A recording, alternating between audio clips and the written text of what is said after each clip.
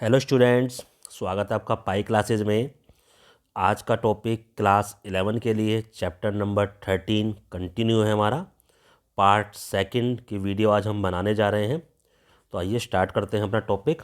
जो पहला टॉपिक है हमारा, महासागरीय जल का तापमान। हमने महासागरीय अधिस्थल की बनावट पिछले वीडियो में करी थी। तो महासागरीय जो जल है उसका जो टेम्परेचर है वो कैसा होता है, ये भी अलग अलग स्थानों पर अलग अलग पाया जाता है, क्षैतिज अवस्था में भी और ऊर्ध्वाधर अवस्था में भी। क्षैतिज अवस्था का मतलब सतह, उसकी बिल्कुल सतह पर जो ऐसे फैली हुई होती है, और ऊर्ध्वाधर का मतलब है उसकी गहराई में। जब गहराई में जाएंगे तब टेम्परेचर कैसा होता है, तो दोनों तरह से हमें पढ़ना है। देखो, कहता महासागरीय का जल भी भूमि की तरह सौर ऊर्जा से ही गर्म होता है, यानी जो सूर्य की किरणें इस पर पड़ती हैं तो उससे ही ये गर्म होता है। बस फ़र्क इतना है कि जो भूमि है वो जल्दी गर्म होती है, जल्दी ठंडी होती है, जबकि जो पानी है महासागर का वो देरी से गर्म होता है और देरी से ही ठंडा होता है। आगे इस लाइन में बोल भी रहा है कि भूमि की तुलना में जल के गर्म व शीतल यानी गर्म व ठंडा होने की प्रक्रिया धीमी है।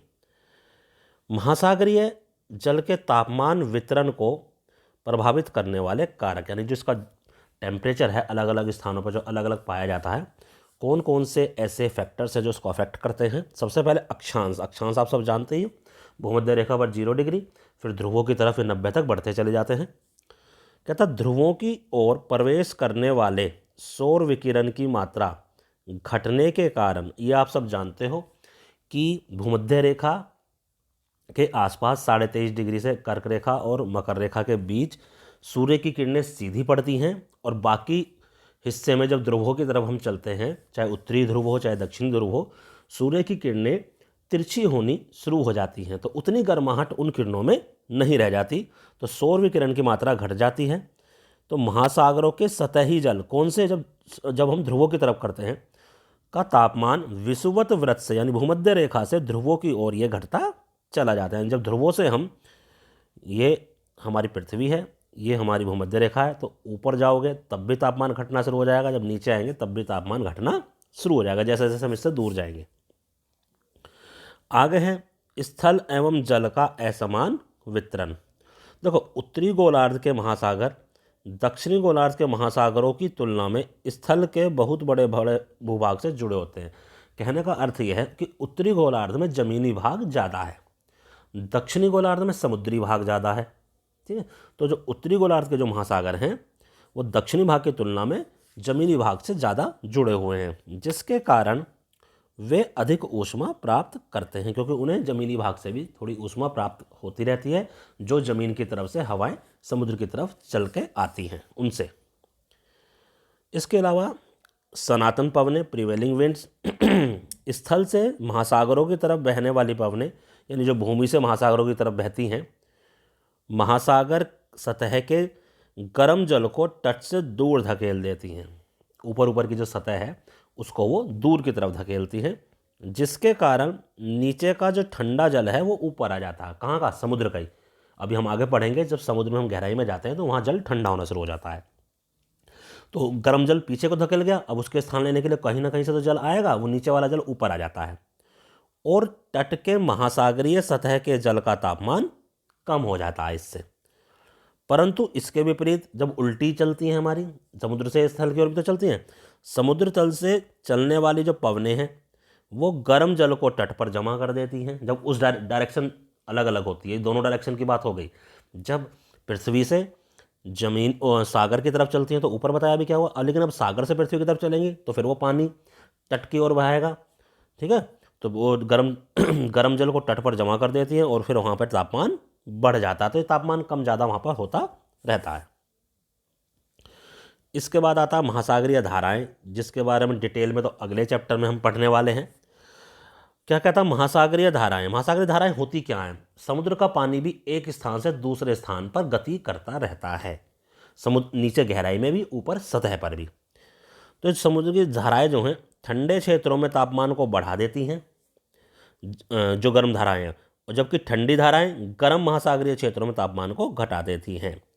यानी गर्म महासागरीय धाराएं जब ठंडे क्षेत्रों में जाती हैं तो वहाँ का तापमान ये थोड़ा सा बढ़ा देती हैं, और ठंडी धाराएं जब गर्म क्षेत्रों में आती हैं तो वहाँ का तापमान कम कर देती है। गल्फ स्ट्रीम गर्म धारा है। उत्तर अमेरिका के पूर्वी तट पर, उत्तर अमेरिका क्या महाद्वीप की बात हो रही है, अमेरिका कंट्री की बात नहीं हो रही। इसमें बच्चे बहुत कन्फ्यूज होते हैं। जब हम उत्तर अमेरिका दक्षिण अमेरिका बोलते हैं तो अमेरिका कंट्री सोचते हैं, वो कंट्री नहीं। उत्तरी अमेरिका पूरा महाद्वीप अलग है जिसमें कई देश हैं, दक्षिण अमेरिका पूरा महाद्वीप अलग है जिसमें कई देश हैं। उत्तर अमेरिका का पूर्वी तट तथा यूरोप जो हमारे पास महाद्वीप है उसका पश्चिमी तट के तापमान को ये गल्फ स्ट्रीम बढ़ा देती है। जबकि लेब्राडोर ये ठंडी धारा है, ये उत्तर अमेरिका के उत्तर पूर्वी तट के नज़दीक तापमान को कम कर देती है। तापमान का ऊर्ध्वाधर तथा क्षैतिज वितरण अब करेंगे। ऊर्ध्वाधर और क्षैतिज वितरण। ऊर्ध्वाधर यानी गहराई के साथ और क्षैतिज यानी सतह पर। देखो, समुद्र में हजारों प्रकार के जीव जंतु व अन्य तत्व समाहित उसमें रहते हैं जो कि समुद्री तापमान के द्वारा प्रभावित होते हैं। जैसे जैसे हम समुद्र की गहराई की ओर बढ़ते हैं यानी अंदर जाते हैं, वैसे वैसे समुद्र तापमान में भिन्नता आती रहती है, यानी डिफरेंस आता रहता है। महासागर में सतही जल और गहरी परतों के बीच एक सीमा क्षेत्र भी पाया जाता है। यह सीमा क्षेत्र 100 मीटर से 400 मीटर नीचे प्रारंभ होता है। कहीं ये 100 मीटर बाद ही आ जाता है, कहीं ये 400 मीटर बाद आता है। तो वह सीमा क्षेत्र जहाँ तापमान में तेजी से गिरावट आ जाती है उसे ताप प्रवणता भी कहा जाता है। अभी आपको चित्र के अनुसार दिखाऊंगा कि वह सीमा क्षेत्र जहाँ तापमान में एकदम से गिरावट आ जाए उसे क्या कहते हैं, ताप प्रवणता। तो समुद्र में नीचे जाने पर निम्नलिखित परतों का सामना होता है। उससे पहले मैं आपको थोड़ा सा चित्र दिखा देता हूँ। ये देखो, ये चित्र है हमारा, इसको थोड़ा छोटा कर लेते हैं। तो अब ये समुद्र में हम नीचे जा रहे हैं, ये हमारी सतह है, सतह का तापमान है।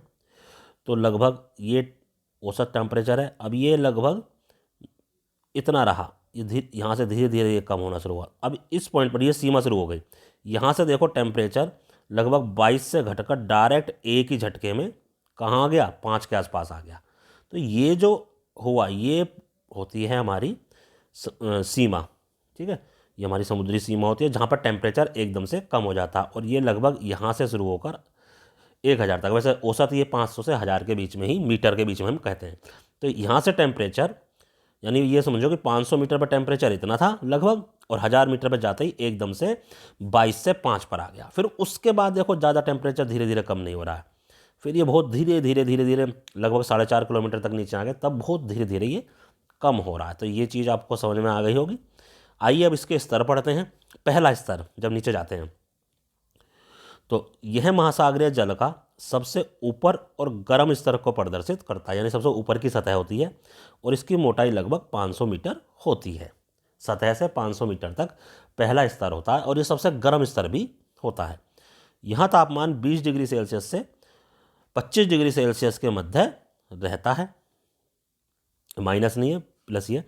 उष्ण कटिबंधीय क्षेत्रों में यानी कि 23.5 डिग्री से 23.5 यानी कर्क रेखा से मकर रेखा के बीच जो उष्ण कटिबंधीय क्षेत्र है, यह परत पूरे वर्ष उपस्थित रहती है समुद्र के अंदर, यानी यह वाली परत रहती है हमेशा। जबकि मध्य अक्षांशों में यह केवल ग्रीष्म ऋतु में ही विकसित होती है। मध्य अक्षांश यानी जब हम ध्रुवों की तरफ चले जाते हैं लगभग 30 से 65 डिग्री के आसपास मानो, वहाँ सिर्फ ये गर्मियों में आती है, सर्दियों में ये परत पाई नहीं जाती क्योंकि इतना टेम्परेचर वहाँ होता ही नहीं है। द्वितीय स्तर, सेकेंड लेवल, यह थर्मोक्लाइन या ताप प्रवणता कहलाता है, जो अभी ऊपर मैंने आपको दिखाया, क्योंकि इसमें टेम्परेचर तेजी से गिर जाता है। इसकी विशेषता गहराई बढ़ने के साथ तीव्र गति से तापमान घटता है और ये 500 मीटर से 1000 मीटर तक की होती है और ये हमेशा रहती है। तृतीय स्तर, यह स्तर बहुत अधिक ठंडा होता है क्योंकि इसमें टेम्परेचर लगभग 4 डिग्री या उससे भी कम होता चला जाता है तथा गंभीर सागरीय तली तक ये विस्तृत होता है। गंभीर सागरीय तली हम ऊपर पढ़ चुके थे पहले वीडियो में। अंटार्कटिका व्रत में, अंटार्कटिका व्रत कह लो या आर्कटिक व्रत कह लो, में सतही जल का तापमान 0 डिग्री सेल्सियस के निकट, यानी सतह का ही 0 डिग्री हो जाता है अंटार्कटिक व्रत और आर्कटिक व्रत के आसपास, यानी ध्रुवों के पास तो 0 डिग्री वहीं हो जाता है। और इसलिए गहराई के साथ तापमान में वहाँ बहुत ही कम परिवर्तन होता है। तो 0 से नीचे क्या जाएगा, 0 से नीचे तो जाएगा नहीं, क्योंकि 0 से नीचे जाएगा तो बर्फ़ जमेगी, तो बर्फ़ तो जमती नहीं समुद्र के अंदर, और जहाँ जमी हुई है वहाँ ऑलरेडी जमी रहती है। तो यहाँ ठंडे पानी की केवल एक परत पाई जाती है, यानी 3 अलग अलग परत नहीं होती, यहाँ केवल एक ही परत होती है जो सतह से लेकर उसकी गहराई तक, जहाँ मैदान होते हैं, गंभीर सागरीय मैदान होते हैं, वहाँ तक फैली हुई होती है। यहाँ पर सिर्फ एक ही परत पाई जाती है। और जो हमारे शीतोष्ण कटिबंधीय क्षेत्र है वहाँ सिर्फ 2 परत पाई जाती है। उष्ण कटिबंधीय क्षेत्रों में 3 परत पाई जाती हैं। इसमें ऊष्मा सीधे सूर्य से प्राप्त नहीं होती, बल्कि संचलन द्वारा निचले भागों से प्राप्त होती है। जो समुद्री धाराएं, जो महासागरीय धाराएं बहती हैं, उनसे ऊष्मा प्राप्त होती है। डिटेल में इसके बारे में नेक्स्ट चैप्टर में हम पढ़ने वाले हैं, जब हम महासागरीय धाराओं को पढ़ेंगे। तो ये था ऊर्ध्वाधर। अब क्षैतिज वितरण। देखो, महासागरों की सतह यानी ऊपर ऊपर तल का जो हमें दिखाई देता है, सतह के जल का औसत तापमान 27 डिग्री सेल्सियस रहता है।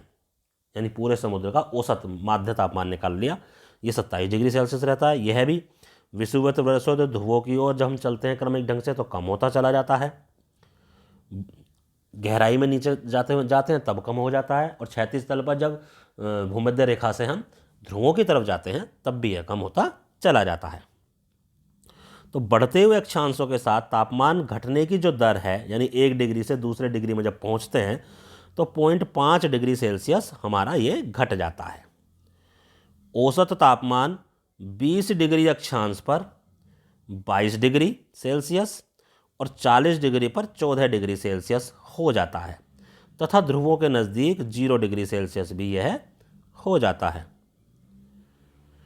उत्तरी गोलार्ध के महासागरों का तापमान दक्षिणी गोलार्ध की अपेक्षा अधिक होता है। ऊपर मैंने बताया, क्योंकि उत्तरी गोलार्ध में जमीनी भाग हमारा ज़्यादा है। उच्चतम तापमान विषुवत वृत्त पर नहीं, यानी भूमध्य रेखा पर नहीं पाया जाता, बल्कि इसके आसपास पाया जाता है। यानी इससे कुछ और उत्तर, क्योंकि उत्तरी गोलार्ध में ज़्यादा होता है, इससे कुछ उत्तर की तरफ ये दर्ज किया जाता है। एग्जैक्टली भूमध्य रेखा पर नहीं पाया जाता। उत्तरी एवं दक्षिणी गोलार्ध का औसत वार्षिक तापमान उत्तरी गोलार्ध का है 19 डिग्री सेल्सियस, ये ज़्यादा रहना ही है, और दक्षिणी गोलार्ध का है 16 डिग्री सेल्सियस। यह भिन्नता उत्तरी एवं दक्षिणी गोलार्ध में स्थल और जल के असमान वितरण के कारण होती है। ये मैंने आपको बता ही रखा है। अब आपको मैं इस चित्र से भी दिखा देता हूँ। थोड़ा सा इसको छोटा कर लेते हैं। देखो, ये है हमारे पास, और ये जो 0 डिग्री है ये हमारी होती है भूमध्य रेखा। अब यहाँ से मैं एक लाइन खींचता हूँ। अब इस लाइन से ऊपर देख लो, इस लाइन से ऊपर आपको ज़मीन ज़्यादा दिखाई दे रही होगी और नीचे ज़मीन कम। नीचे तो ज़मीन सिर्फ इतनी और ये बस, और तो ज़्यादा है ही नहीं कुछ। नीचे तो अंटार्कटिका थोड़ा सा, ठीक है। तो ये है हमारे पास। अब इससे ऊपर देखो टेम्परेचर यहाँ 28, फिर ध्रुवों की तरफ ये 25, इधर 20, 15, ऊपर भी घटता जा रहा है और नीचे की तरफ जा रहे हैं वहाँ भी हमारा घटता हुआ जा रहा है। लेकिन नीचे देखो कहीं भी 28 नहीं है। जैसे यहाँ 28 है तो यहाँ कहीं भी 28 नहीं दिखाई दे रखा। क्यों? उत्तरी गोलार्ध में ज़्यादा टेम्परेचर हमारा होता है, इसलिए। इसके बाद आ गई लवणता। लवणता यानी खारापन, यानी नमक की मात्रा। लवणता से हमारा मीनिंग ये है। तो महासागरीय जल की लवणता, सैलिनिटी बोलते हैं इसको। तो वर्षा का जल हो, महासागरों या महासागरों का प्रकृति में उपस्थित सभी जलों में खनिज लवण जुड़े हुए होते हैं। यानी बारिश का जल हो या महासागर का जल हो, सब में खनिज लवण होते हैं। लवणता वह शब्द है जिसका उपयोग समुद्री जल में घुले हुए नमक की मात्रा को निर्धारित करने में किया जाता है। यानी लवणता शब्द को यह पता चलता है कि समुद्र के जल में कितना प्रतिशत नमक घुला हुआ है, उसकी मात्रा को निर्धारित या दर्शाने के लिए लवणता शब्द का प्रयोग किया जाता है। समुद्र का जल खारा होता है, सभी जानते हैं, क्योंकि नमक होता है उसके अंदर। ऐसा उसमें उपस्थित लवणता के कारण ही होता है। लवणता इसीलिए प्रयोग किया गया। इसका परिकलन यानी आकलन 1000 ग्राम यानी 1 किलोग्राम समुद्री जल में घुले हुए नमक की मात्रा द्वारा व्यक्त किया जाता है। यानी 1 किलोग्राम पानी में कितना नमक निकल रहा है। ज़्यादा नमक निकल रहा है उसमें तो लवणता ज़्यादा है, कम नमक निकल रहा है तो लवणता कम है। इसे प्राय 1000 ग्राम यानी 1 किलोग्राम का लेते हैं या पीपीटी के रूप में व्यक्त किया जाता है। देखो, हर लाइन में एक नया क्वेश्चन बनता है। हर लाइन से आप क्वेश्चन बना सकते हो। 24.7% की लवणता को खारे जल की सीमा अंकित करने का उच्च सीमा माना गया है। इसका अर्थात मतलब यह है, यानी 1 किलोग्राम में 240 ग्राम, लगभग 1 किलोग्राम में 240 ग्राम के आसपास अगर नमक निकल रहा है तो ये इसकी उच्च सीमा होती है लवणता की, यानी बहुत ज़्यादा खारा पानी है वो, इससे ऊपर ज़्यादा नहीं होता। अब इस लवणता को प्रभावित करने वाले कारक भी देख लेते हैं कौन कौन से। विभिन्न स्थानों पर विभिन्न मात्रा में लवणता पाई जाती है। देखो, कोई भी चीज़ पूरे विश्व में एक जैसी तो नहीं पाई जाती, अलग अलग स्थानों पर सभी चीज़ों की मात्रा, चाहे वो तापमान हो, चाहे वायुदाब हो, चाहे पवनों की गति हो, कुछ भी हो, ठीक है, चाहे क्षैतिज दिशा में चलो, चाहे गहराई में चलो, सब में तुम्हें अलग अलग डिफरेंस देखने को मिलेगा। इसको प्रभावित करने वाले कारक भी निम्नलिखित हैं। जल की आपूर्ति, ठंडे जल में गर्म जल की अपेक्षा कम लवणता होती है, यानी गर्म जो जल है वो ज़्यादा खारा होता है, ठंडा जल कम खारा होता है। नदियों के मुहाने पर लवणता कम मिलती है, यानी जहाँ पर नदियाँ समुद्र में जाकर मिल रही हैं, क्योंकि नदियों का पानी थोड़ा ताज़ा माना जाता है और जब ये समुद्र में जाकर मिलता है तो वहाँ पर वो उसकी लवणता को कम कर देता है। वाष्पीकरण की मात्रा, ध्रुवों व उच्च अक्षांशों पर कम वाष्पीकरण वहाँ कम होता है, क्योंकि वहाँ पर सूर्य की किरणें इतनी तेज़ी से नहीं बढ़ती हैं। जबकि कर्क व मकर व्रत, यानी कर्क और मकर रेखा पर वाष्पीकरण ज़्यादा होता है। तो जहाँ वाष्पीकरण ज़्यादा होगा वहाँ की लवणता भी ज़्यादा होगी, क्योंकि वहाँ पानी गर्म होगा ज़्यादा। महासागरीय धाराएं, जो ठंडी धाराओं में लवणता कम और गर्म धाराओं में लवणता अधिक पाई जाती है। ये तो सीधी सी बात है, गर्म पानी में ज़्यादा लवणता यानी खारापन और ठंडे में कम। पवन भी जल को एक क्षेत्र से दूसरे क्षेत्र में स्थानांतरित करके लवणता को प्रभावित करती हैं। कैसे? मान लो ज़्यादा खारे पानी को जब कम खारे पानी में ले जाएंगे तो उनका जो रेशियो है वो थोड़ा सा चेंज हो जाता है, खारे पानी में थोड़ा सा डिफरेंस आ जाता है। जल की लवणता, तापमान और घनत्व एक दूसरे से संबंधित होते हैं, ये आपस में एक दूसरे से जुड़े हुए होते हैं तीनों चीज़ें। तापमान अथवा घनत्व में किसी भी प्रकार का परिवर्तन किसी भी क्षेत्र की लवणता को प्रभावित करता है, यानी तापमान में अगर चेंज आएगा, तापमान ठंडा हो गया ज़्यादा तो लवणता कम, तापमान ज़्यादा हो गया तो लवणता ज़्यादा। इसी प्रकार घनत्व है, घनत्व ज़्यादा होगा तो लवणता ज़्यादा होगी और घनत्व कम होगा तो लवणता कम होगी। घनत्व का मतलब भारीपन से पानी के। महासागरीय जल की लवणता का क्षैतिज वितरण, अब क्षैतिज वितरण पढ़ते हैं। देखो, सामान्यतः खुले महासागर की लवणता 33% से 37% के बीच होती है। जो खुला महासागर, खुला यानी जो चारों तरफ से ज़मीन से घिरा हुआ नहीं है, ऐसे भी सागर हैं जो ज़मीन से घिरे हुए हैं। जो सागर या जो समुद्र खुले हुए होते हैं, यानी वो चारों तरफ से घिरे हुए नहीं होते हैं, वो 33% से 37% के बीच उनकी होती है। जबकि चारों तरफ से घिरे हुए लाल सागर हो या ब्लैक सी हो, लाल सागर में यह और ज़्यादा होती है। जो घिरे हुए होते हैं उनमें ज़्यादा होती है, जो घिरे हुए नहीं होते, खुले हुए होते हैं, उनमें कम होती है। यह 41% तक होती है। आर्कटिक सागर में लवणता मौसम के अनुसार 0 से लेकर 35% तक पाई जाती है, क्योंकि आर्कटिक सागर कहाँ, बिल्कुल ऊपर ध्रुवों पर है, तो वहाँ पर जब वो ठंड बहुत ज़्यादा हो जाती है तो 0 भी हो जाता है, जब थोड़ी सी गर्मी पड़ती है तो 35% भी वहाँ हो जाता है। गर्म तथा शुष्क क्षेत्रों में जहाँ वाष्पीकरण बहुत अधिक होता है, कभी कभी लवणता 70% भी पहुँच जाती है। कितनी ज़्यादा हो जाती है देखो। प्रशांत महासागर में लवणता में भिन्नता मुख्यतः इसके आकार, क्योंकि सबसे बड़ा है, एवं बहुत अधिक क्षेत्रीय विस्तार के कारण है। उत्तरी गोलार्ध के पश्चिमी भागों में लवणता, यानी उल्टे हाथ की तरफ, आपके उत्तरी गोलार्ध में उल्टे हाथ की तरफ 35% से कम होकर 31% तक हो जाती है, क्योंकि आर्कटिक क्षेत्र का पिघला हुआ जल वहाँ पर पहुँचता रहता है, यानी ध्रुवों से वहाँ पर जल, उत्तरी ध्रुव से वहाँ पर जल पिघल पिघल के पहुँचता रहता है। अटलांटिक महासागर की औसत लवणता 36% के लगभग है। इसमें उच्चतम लवणता 15 डिग्री यानी अक्षांश, 15 डिग्री अक्षांश से लेकर 20 डिग्री उत्तरी अक्षांश के बीच पाई जाती है, जो उच्चतम लवणता है, जो कि उत्तर की ओर क्रम से घटती चली जाती है। उच्च अक्षांश में स्थित होने के बावजूद उत्तरी सागर में उत्तरी अटलांटिक प्रवाह द्वारा लाए गए अधिक लवणीय जल के कारण अधिक लवणता पाई जाती है। उच्च अक्षांश पर क्या, यानी उच्च अक्षांश का मतलब वहाँ पर वो ठंडा है, और ठंडे जल में हमने ऊपर पढ़ा है कि लवणता कम होती है, लेकिन लवणता वहाँ बढ़ रही है। क्यों? क्योंकि जो अटलांटिक प्रवाह है वहाँ बहकर आता है, यानी धाराएं जो महासागरीय धाराएं चलती हैं वो अपने साथ पानी को ले जाती हैं अधिक लवणता वाले को, और वहाँ की लवणता को भी वो बढ़ा देती हैं। बाल्टिक समुद्र की लवणता कम होती है क्योंकि इसमें बहुत अधिक मात्रा में नदियों का पानी प्रवेश करता है, और नदियों का पानी अभी मैंने बताया, जहाँ नदियों का पानी समुद्र में मिल जाता है वो समुद्र के खारेपन को कम करता है क्योंकि नदियों में ताज़ा जल बहता है। भूमध्य सागर की लवणता उच्च वाष्पीकरण के कारण ज़्यादा होती है, भूमध्य रेखा के आसपास की बातें हैं ये। काला सागर, ये भी चारों तरफ से घुमा हुआ। काले सागर की लवणता नदियों द्वारा अधिक मात्रा में लाए जाने वाले ताजे जल के कारण कम होती है, जबकि ये चारों तरफ से घिरा हुआ है, इसकी लवणता ज़्यादा होनी चाहिए, लेकिन क्योंकि इसमें नदियाँ बहुत सारी गिरती हैं इसलिए इसकी कम हो जाती है। अभी आपको दिखाऊंगा कहाँ पर है। हिंद महासागर की औसत लवणता यानी हमारे वाले की 35 डिग्री है, जो भारत के चारों तरफ है। बंगाल की खाड़ी में गंगा नदी आती है, तो जल के मिलने के कारण वहाँ थोड़ी सी लवणता इसकी कम हो जाती है। जो अरब सागर है वहाँ उच्च वाष्पीकरण होता है तथा ताज़े जल की प्राप्ति भी वहाँ कम होती है, इसलिए वहाँ पर लवणता थोड़ी ज़्यादा होती है। ये लवणता का क्षैतिज वितरण आपको दिखा रखा है, ठीक है, ये देखो, तो ये बीचों बीच 0 डिग्री यहाँ पर है, ठीक है। अब ये देखो, ये है, इस तरह से लवणता है, यहाँ 35, 36, 37, 36, 35, 35, ठीक है।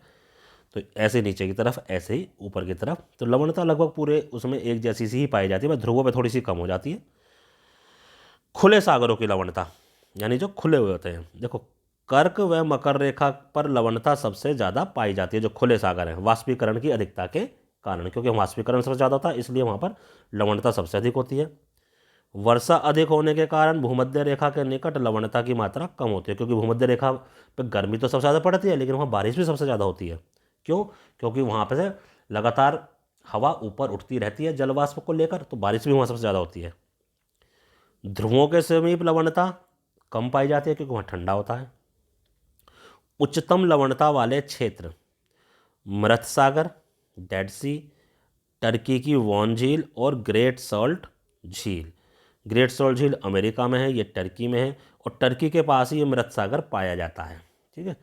ये जो टर्की है यहीं पर हमारा मृत सागर पाया जाता है, लगभग ये इधर ही हमारा टर्की है, ये जो एरिया है यहाँ पे टर्की है और यहीं पे मृत सागर है, और हमारी ग्रेट सॉल्ट लेक इस साइड है। ये आप गूगल मैप पर ढूंढना अपने आप। अब लवणता का ऊर्ध्वाधर वितरण यानी गहराई के साथ लवणता कैसे चेंज होती है। गहराई के साथ लवणता में भी तापमान की तरह परिवर्तन आता है और ये कम होती जाती है, लेकिन इसमें परिवर्तन समुद्र की स्थिति पर भी निर्भर करता है। सतह की लवणता जल के बर्फ या वाष्पीकरण है, जल के बर्फ या वाष्पीकरण के रूप में परिवर्तित हो जाने के कारण बढ़ जाती है। ये वाष्पीकरण है, वातापीकरण नहीं है।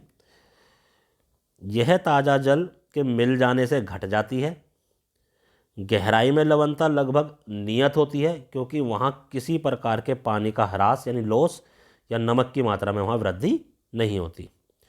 कम लवणता वाला जल उच्च लवणता व घनत्व वाले जल के ऊपर स्थित होता है, यानी कम लवणता वाला जल ऊपर होता है और उच्च लवणता वाला जल नीचे बैठता चला जाता है, यानी भारी होता है वो।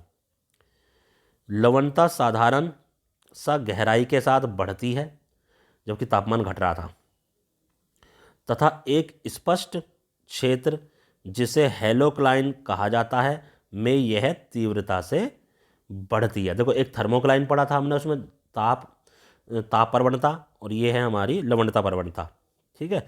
इसको हेलोक्लाइन कहते हैं जहाँ ये तेज़ी से बढ़ती है। अभी मैंने ऊपर बोल दिया था कि तापमान के साथ साथ यही घटती नहीं बढ़ती है, तापमान घटता है ये बढ़ती है, ठीक है। हेलोक्लाइन कहा जाता है क्योंकि भारी जो पानी है वो नीचे की तरफ बैठ जाता है, और भारी पानी वो होगा जिसमें लवणता ज़्यादा होगी, जबकि नीचे ठंडा ज़्यादा होता है, ठीक है। तो थोड़ा सी यहाँ कंट्रोवर्सी रहती है। यदि अन्य कारक स्थिर रहें, ये जो है स्थिर रहें, तो समुद्री जल की बढ़ती लवणता उसके घनत्व को भी बढ़ा देती है, यानी उसके भारीपन को बढ़ा देती है।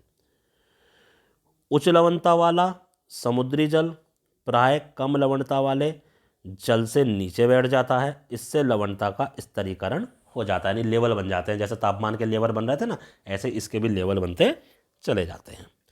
तो अब एक ये लास्ट में टॉपिक है थर्मोक्लाइन, ताप प्रवणता, हेलोक्लाइन, लवण प्रवणता। ताप प्रवणता क्या थी, जहाँ तापमान तेजी से घटता है, और लवण प्रवणता क्या है, जहाँ लवणता तेजी से बढ़ती है। देखो, ताप प्रवणता तथा लवण प्रवणता उस स्तर का द्योतक है जहाँ तापमान और लवणता में तेजी से गिरावट तो आती है, तापमान में, और वृद्धि होती है लवणता में।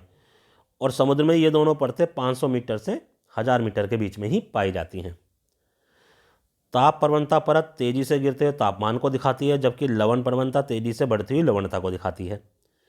तो तापमान और लवणता दोनों ही समुद्री जल के घनत्व को प्रभावित करते हैं, जिससे महासागरीय जल का स्तरीकरण हो जाते हैं, लेवल बन जाते हैं। उच्च घनत्व वाला जल निम्न घनत्व वाले जल से नीचे चला जाता है तथा महासागरों में जल धाराओं का जन्म का कारण बनता है, जिनको हम अगले चैप्टर में पढ़ने वाले हैं। और ये चैप्टर हमारा होता है कंप्लीट। मुझे उम्मीद है आपको बहुत अच्छे से समझ में आया होगा। इस वीडियो को आप कई बार देख के अपने इस टॉपिक को बिल्कुल क्लियर और अच्छे स्पष्ट रूप से समझ सकते हैं। तो अब हमारी इस वीडियो को क्या करना है, लाइक करना है, चैनल को सब्सक्राइब भी करना है, और दूसरे अपने साथियों को, रिश्तेदारों को इसके बारे में बताना है, ताकि वो भी हमारे वीडियो से, हमारे चैनल से लाभ ले सके। धन्यवाद।